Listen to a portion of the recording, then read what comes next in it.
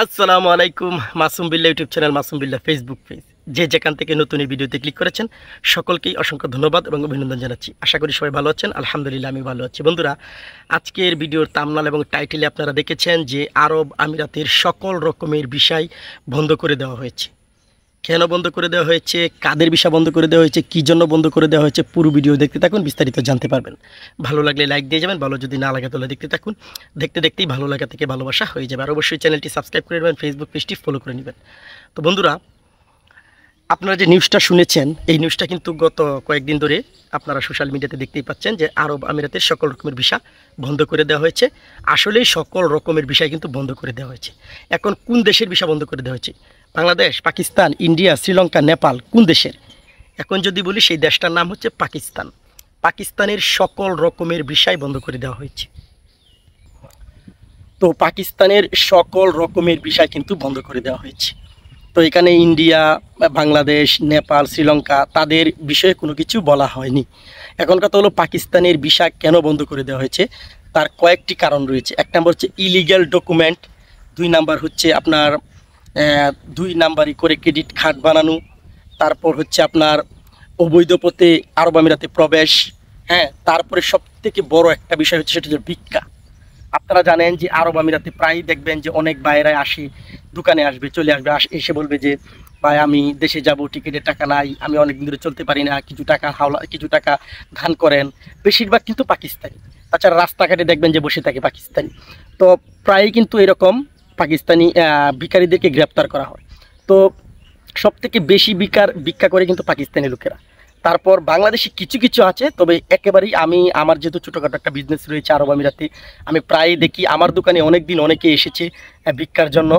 তো এটা আপনারা জানেন যে ভিক্ষা করতে আসলে যদি পুলিশকে খবর দেওয়া যায়, আর যদি বলা যায় যে সে ভিক্ষা করতেছে, তাহলে সে ধরে নিয়ে যাবে। কারণ ভিক্ষা এমন একটা কাজ, কোন দেশের মানুষ ভিক্ষা করবে? যে দেশের মানুষ গরিব বা যারা চলতে পারে না। দুবাই হচ্ছে পৃথিবীর মধ্যে একটা অন্যতম একটা দেশ। সেই দেশে যদি ভিক্ষা হয় তাহলে দেশের ভাবমূর্তি ঠিক থাকবে? ঠিক থাকবে না।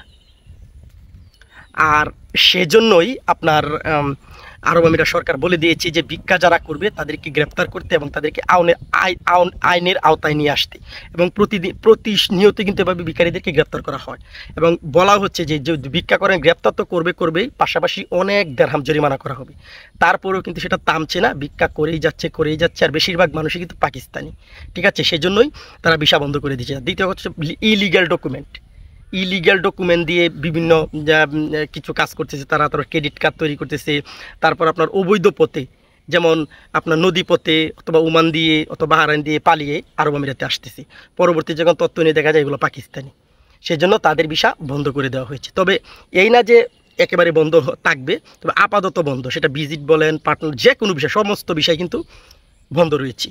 তবে কিছু কিছু লাইসেন্স আছে যেগুলো খুব ভালো লাইসেন্স এবং নাম করা লাইসেন্স, এবং যাদের ব্যাকগ্রাউন্ড বলো তাদেরকে ভিসা দিতেছি।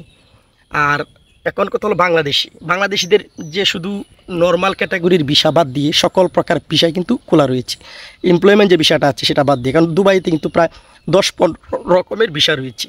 পার্টনার ভিসা রয়েছে, ভিজি ভিসা রয়েছে, ইনভেস্টর ভিসা রয়েছে, মাল্টিপল ভিসা রয়েছে, গোল্ডেন ভিসা রয়েছে, সব চালু শুধু এমপ্লয়মেন্ট। আসলে সবথেকে বড় কথা হলো এমপ্লয়মেন্ট ভিসাটা আমাদের জন্য সবথেকে বেশি জরুরি।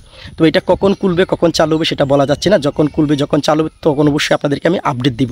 আর দ্বিতীয় কথা হলো বাংলাদেশি ভাইদের কাছে আমার অনুরোধ থাকবে এটাই, যে আজকে পাকিস্তানিরা যে সকল কারণে ভিসা বন্ধ করে দিয়েছে, আমরা যাতে এই সকল কাজের মধ্যে নিয়োজিত না হই, এই সকল কাজের মধ্যে আমরা না যাই, গেলে কিন্তু আমাদের ভিসা বন্ধ করে দিবে। ঠিক আছে, আশা করবো এই সকল কাজে আমরা যাব না।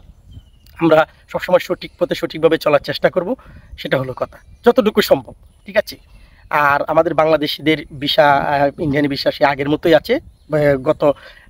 আগে যে সিস্টেমটা ছিল সেটাই, শুধু নর্মাল ক্যাটাগরি ভিসা বাদ দিয়ে সকল প্রকার ভিসাই খোলা রয়েছে আরব আমিরাতে। তো ভালো থাকবেন, আল্লাহ হাফিজ।